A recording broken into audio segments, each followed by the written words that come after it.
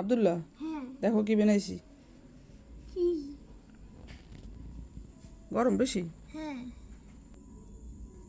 Wow, দেখো কত সুন্দর এই ভিতরটা। বিসমিল্লাহ। খাইতে পারছো? হুম, কেমন হয়েছে বলো? অনেক মজা। অনেক মজা। হুম।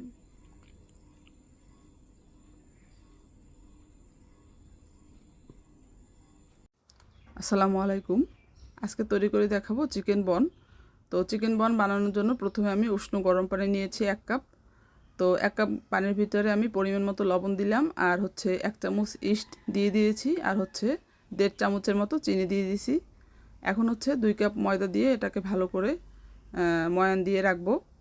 আর একটা সুন্দর একটা সফট ডো তৈরি করতে হবে, দেখতেই পাচ্ছেন আপনারা। তো এরকম ডোটা তৈরি করা হয়ে গেলে আমি উপরে একটু তেল দিয়ে রেখে দিব ওইটাকে একটু সেট হওয়ার জন্য, যাতে ইস্টের কাজটা খুব সুন্দরভাবে হয় এবং আটাটা খুব সফট হয়। তো এটাকে আমি রেখে এদিকে হচ্ছে মাংসের যে কিমাটা সেটা তৈরি করে নিব। তো এখানে বোনলেস চিকেন আমি নিয়েছি, আর এখানে মানে গরম মানে মাংসের যত মশলা আছে সব কিছুই আদা রসুন দিয়ে ম্যারিনেট করে রেখেছিলাম। তো এখন হচ্ছে এটাকে আমি ব্লেন্ড করে নিব। তো এই যে দেখেন ব্লেন্ড করা হয়ে গেছে। তো আমি একদম মিহি পেস্ট তৈরি করিনি, মোটামুটি আর কি করে নিয়েছি। তো এখন একটা ফ্রাই প্যানে হালকা একটু তেল দিয়ে কিমাটাকে আমি সুন্দর করে ভেজে নিব। যেহেতু মুরগির মাংস আর অনেকক্ষণ ম্যারিনেট করা ছিল, তাই খুব বেশি সময় লাগবে না হতে, আর মাংস থেকে পানি ছেড়ে দিয়েছে। তো এখন পানিটা টেনে গিয়েছে। এখন হচ্ছে এর ভিতরে আমি একটু বড় বড় সাইজের পেঁয়াজ কেটে রেখেছি। এই দেখতেই পাচ্ছেন আপনারা পেঁয়াজগুলো কীভাবে কেটেছি। তো এটা আসলে খেতে কিন্তু খুব ভালো লাগে যখন মুখে পড়ে এই পেঁয়াজটা। তো এখন বেশি করে একটু পেঁয়াজ আমি এর ভিতরে দিয়ে দেব। আর পেঁয়াজটা কিন্তু বেশিক্ষণ দিয়ে ভাজি করব না, অল্প একটু সময়ের ভিতরে পেঁয়াজটা নরম হয়ে যাবে। তো পেঁয়াজটা দিয়ে মোটামুটি হালকা একটু নাড়াচাড়া করে তারপরে হচ্ছে আমি কিমাটাকে নামিয়ে নিব। আর দেখেন আপনারা এই যে পেঁয়াজটা একদম নরম হয়ে গিয়েছে। তো এখন আমি এটাকে নামিয়ে নিব। আর নামানোর আগে একটু টমেটো সস দিয়ে দেব। তো টমেটো সস দিলে হচ্ছে যে কোনো খাবারের কিন্তু টেস্ট একটু ভালো লাগে। তো এই জন্য হচ্ছে নামানোর আগে আমি একটু টমেটো সসটা দিয়ে তারপর হচ্ছে কিমাটা আমি নামিয়ে নিব। আর ওদিকে আমার ডোটা তৈরি হয়ে গেছে। তো ইস্টের কারণে দেখেন ফুলে একদম ডাবল হয়ে গিয়েছে। তো এখন আটাটা সুন্দর করে একটু মথে নিব।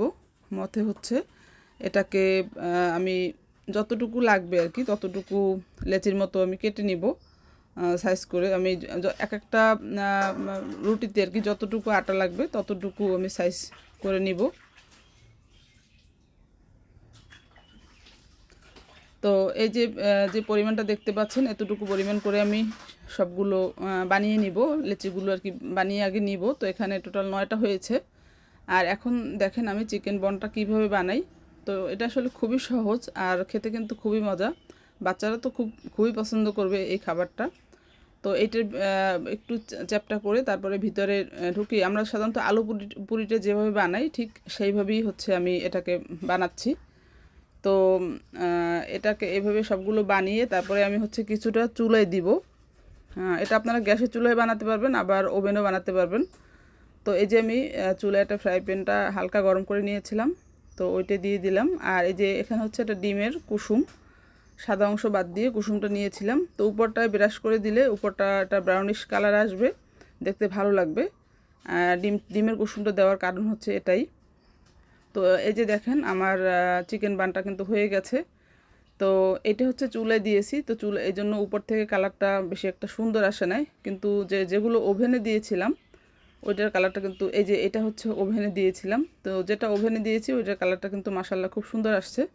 তো আজকের রেসিপি